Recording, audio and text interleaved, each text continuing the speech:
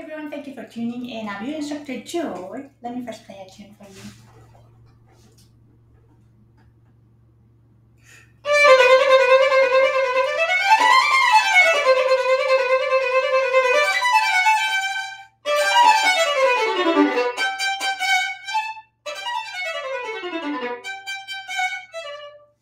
This is a little excerpt from Mozart, Rondo.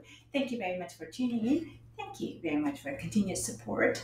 I really appreciate. So with this particular piece, we are going to talk about Mozart and spiccato that's often used in Mozart pieces. Now, this rondo is actually written for orchestra, and this is a very famous solo for concertmasters. In fact, in Europe, this is one of the most important solo repertoires to learn for any serious violinist if they want to become a leader of orchestra or concertmaster of an orchestra. Now, when it comes to Mozart repertoires, it's very particular what kind of tone we have to produce. On top of that, we have to, in this particular piece, we have to keep the bow bouncing using spiccato. So spiccato in general, we are allowing the bow to bounce. I make many videos about that one. I encourage you to check them out.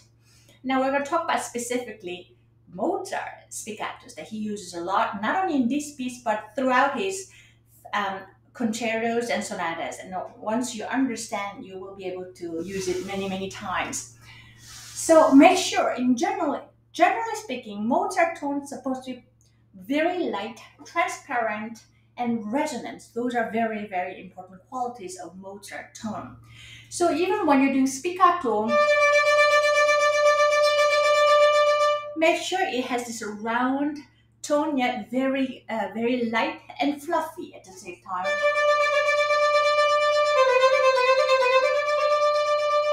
So, and not only that, it just starts very gentle piano dynamics.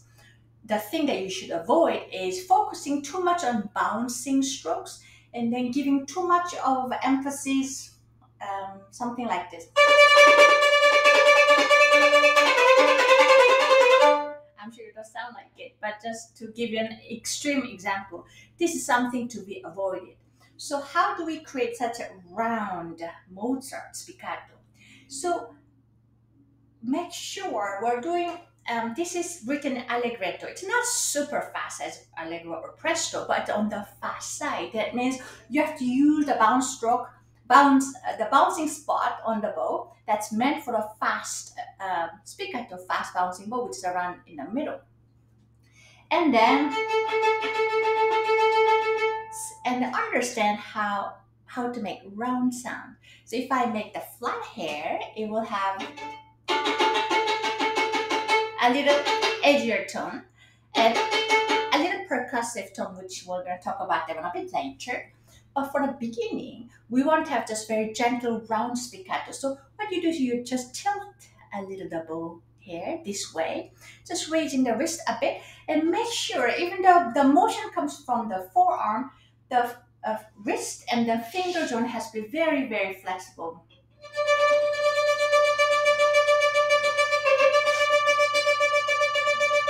Since it's a piano, we're not bringing the contact point too close to the bridge, but rather staying contact point 4 or even sometimes 5.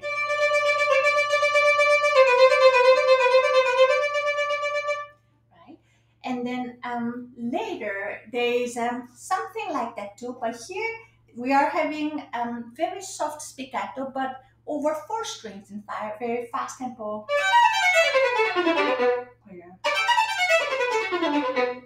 Here I'm keeping the contact point about the same, contact point 4 or 5, but I'm making my bow here a little flatter. Because if I keep it too tilted,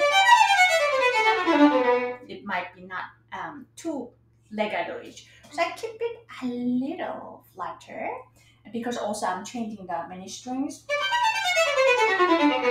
But what I'm not doing is actively bouncing for each one. This is what you should avoid.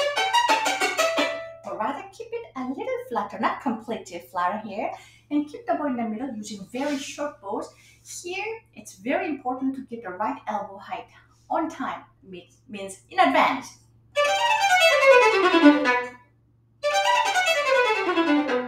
something that you want to practice it with a little slower steps, of course.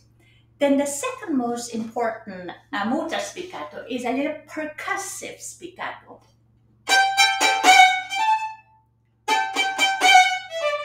So remember, Mozart was a composer of many operas. So when he writes music, it may be for orchestra or for violin or for piano, but there's always this a little operatic touch, meaning he might have thought of different instruments. And this is part that I think a little pum, pum, pum, pum, this kind of percussion hitting tone. So this is a spiccato that's mixed with coulet. Coulet is the one that uses a lot of finger joint, and then we're using a little something like this. I made another video about coulet. I encourage you to check them out too. Very, very important technique to master so that we learn how to keep a flexible finger joint as well as a wrist. Now we're mixing coulet, which is accented biting tone with a mainly finger joint, mixed with a spiccato. I did 3 times up bow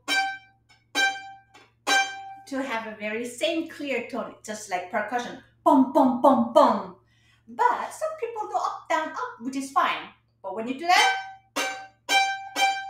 you have equally 3 times important bite.